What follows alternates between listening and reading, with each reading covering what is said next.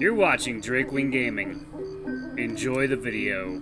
Hey guys and gals, Nary here from Drakewing Gaming, and so you now Twitter the Gaming Dragon. Today I'm coming back at you another Let's Play episode of Wayfinder.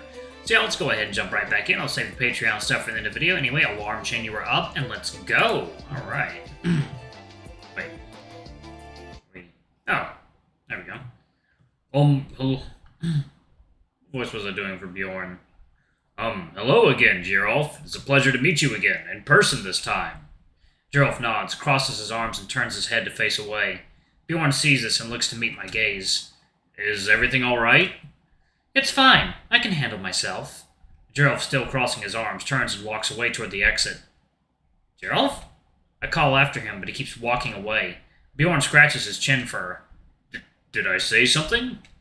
No, Biorn, you aren't the one who said something. Oh, was it that other guy? Was it what that other guy mumbled? Does he mean other guy, the one with the orange jacket, Tucker?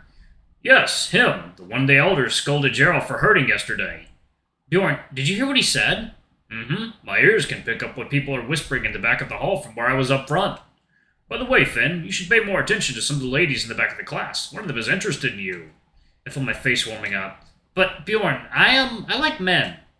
Bjorn's eyes light up with surprise, and he makes his own O shape with his woven muzzle. Oh, I see. My apologies. I'll keep that in mind. Bjorn smiles and then shakes his head quickly. Right, that Tucker guy. He mumbled something and walked away. I heard him say Fleabag as he was walking away from Gierolf. Fleabag? Why would Tucker call Gierolf that unless... Bjorn, how rare exactly are finders? What? Bjorn's eyes light up again at the realization. Oh! He leans in and whispers, He wouldn't call someone that normally, would he? That's not a human insult. I nod to confirm. Right, I think that's what upset Gierolf. Tucker might know what you three are. But how? I ponder for a moment, but remember something else. Bjorn, did you tell Arkin and Gierolf to meet up with us later today? Bjorn nods. I told Arkin, but he already knew. Oh, right, I forgot I told him yesterday. I was about to mention it to Gierolf, but he just walked off. Yeah, I'm a bit worried. I called the owner of the garden center earlier, though. He won't mind me bringing helping hands. I must say, I'm quite excited to see this garden center. It's pretty neat, yeah. I laugh, as does Bjorn. After a moment, the silence becomes awkward. So, you were taking notes today, huh? I was. Bjorn reaches into a file sorter he's carrying, pulling out a single document of neatly written notes. Here, I've compiled them all for you. It wouldn't do having you miss any information while other things are on your mind. I stagger a bit, then take the document. Oh, Bjorn, you took these for me? He blushes and nods, holding his hands together. Of course, it is the duty of us, the candidates, to make things as smooth for you, the finder, as possible. Well, I can't say I'm too comfortable having you take all my notes for me, but... There you go. Oh, that is good. That's good bubbly. The sentiment was very sweet. In this circumstance, I'm grateful you did. I didn't exactly pay much attention. Thank you, Bjorn. Bjorn smiles, and I pat him on the shoulder. Come on, Bjorn, let me buy you lunch as thanks. He smiles wide, but shakes his head. No, thank you, Finn, but I actually have something to do before our meeting later. I am also going to find Gierolf and see if I can try to calm him down. Oh, right, I should come with you, huh? I want to make sure he's okay, too. Bjorn raises a hand and shakes his head. No, you should go eat lunch and read over those notes, and you have another class afterward, do you not? How does he know? I open my mouth to speak out in protest, but Bjorn shakes his head again. No, Finn, off with you now. He places a hand on my back and walks alongside me, guiding me outside the room and turns me towards the cafeteria. Well, okay. I laugh and start off toward the cafeteria.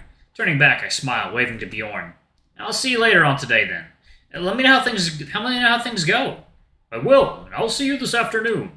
After Bjorn waves back, I turn the corner and head to the door leading to campus. The gentle autumn breeze embraces me as I step out of my bus from campus and onto the city streets. It helps as I breathe in to try to settle my nerves. It's finally time to get some damned answers. I should be excited, but all I can feel is anxiety. And my stomach is in knots and my mind is all over the place. I take a deep breath and try to calm myself down. As I'm walking toward the mall a few blocks away, my phone rings and I reach to answer it without looking. Only one person in the whole world calls me, like, ever. Hello, Mom. How are you? Finn, you didn't forget, did you? She's slurring her words and stammering. Forget? It's your father's birthday. I really could use your help. Mom, I didn't forget. You're the forgetful one. Dad's birthday is until this Saturday. She pauses for a moment, then I hear her clear her throat. Oh, yes. Of course. Right. Silly me. I roll my eyes and smile, pinching the bridge of my nose. At least she didn't try to argue about it like she has in the past. Still, I feel a little guilty for not being there. Guess I can't help it right now, though. I wouldn't have forgotten, but I'm glad you called anyway. I didn't have a chance to call you last night, and I felt bad. Finn, it's okay to miss a day here and there. You have a life. You don't need to be bothered to call and check in every day. Space is important. I know she's right, but aside from being the kind of son who actually likes to talk to his mom, I still feel like I need a lifeline being so far removed from where I grew up. These calls help me a lot. Still, I know that's not the reason she's bringing it up. Wow, you got through all that without slurring your words. I can hear the sound of bottles being clinked together on her end as she hastily tries to remove the alcohol nearby. I'm sure I don't know what you're talking about. Oh? Well, then if that's true, tell me, are you keeping out of the liquor? She stumbles over her words a bit. I hear the sound of a liquid spill as my mom curses to herself. Finn, please. I've only been drinking wine. It's not as bad for you. It's not as bad for you. Second now. Water time.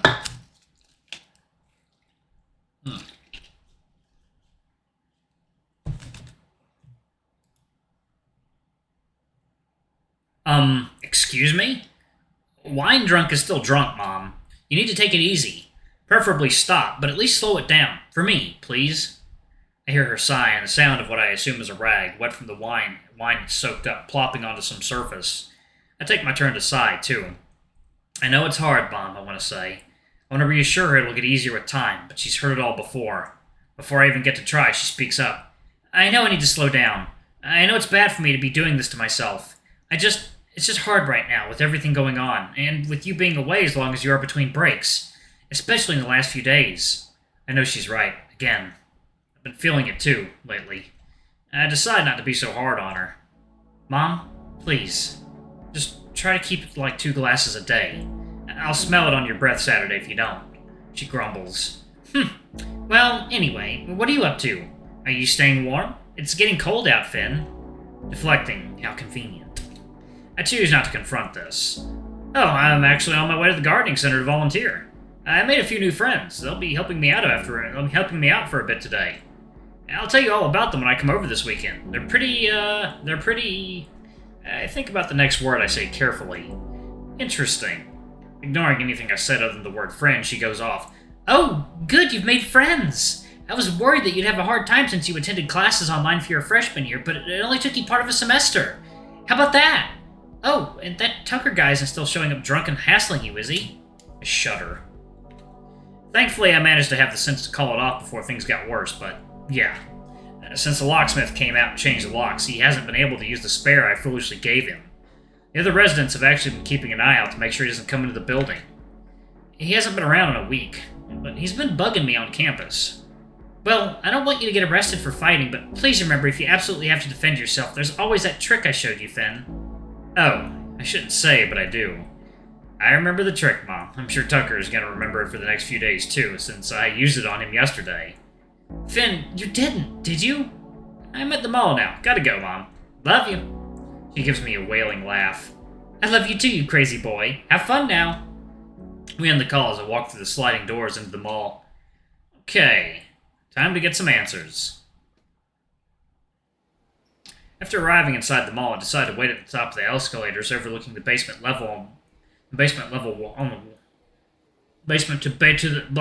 the basement level 1 on the ground floor as the 2 major entrances to the mall all lead there. There's a grand fountain in the center of the main floor that I've always felt drawn to whenever I come here. It's got a statue of a wolf standing watch over the patrons coming and going, and I've always felt like it looks like it could use a nap. A wolf, a topical. The sculptor of the fountain has also placed a door knocker at the base of the statue in the center of the fountain. I've always felt the urge to just go and knock, but the only people who even do that are the kids who play around the base of the fountain and try to grab the quarters people throw in. It would just look silly if I did it. I stand around watching for the sight of any of the 3 wolf giants, but after a few minutes I decide to just head up to the garden center. They might even have beat me there. Either way, I might as well go up. They wouldn't stand me up, since I know they need me for something. As I head up to the next floor, I hear someone call out to me from above. "Oh, Finn! We're up here, Finn!" I look above me to see not only Biorn, but Gierolf as well. And Biorn is waving to me enthusiastically, while Gierolf just raises a paw hand in greeting and returns to crossing his arms. "Biorn! Gierolf! If you're both here already, hopefully that means Arkin is as well." I approach them as we make our way across the pathway toward the turning point, toward the turning point where the more quiet area of the mall is. "I'm happy you agreed to come, Gierolf. I was worried you might not since it was a bit last minute. I didn't really get to ask you myself. I was going to earlier, but you ran off." Geral gives Biorn some bombastic side-eye. "I was practically dragged here, but I suppose I do owe it to you to answer some of your questions, do I not?" He turns to me, his face lightening up. "I said I would after all, and I keep my word." I smile at him. He seems a bit grumpier than yesterday, but between what Tucker said this morning and finding out about this meeting on short notice, I kinda understand. "Yeah, well, you were a tough one to track down. Who knew I'd find you there of all places, even after the hunt?" Gierolf punches Biorn in the arm, cutting him off. It didn't look too hard of a punch, but Biorn, nearly twice as big in a mass as Gierolf, still rubs his arm afterward as if it hurt. "Ow! What was that for, Finn? Gierolf punched me!" "Oh, Biorn, what a gentle giant. Gierolf, please be nice. Biorn only came to find you because I asked him to." Gierolf scoffs and glares at me. His crystal blue eyes lock with mine, attempting to intimidate me, or maybe just showing that he's not beneath me. When I don't look away or flinch, I notice him struggling to maintain his gaze and expression. "Hey, Biorn." "Yes?"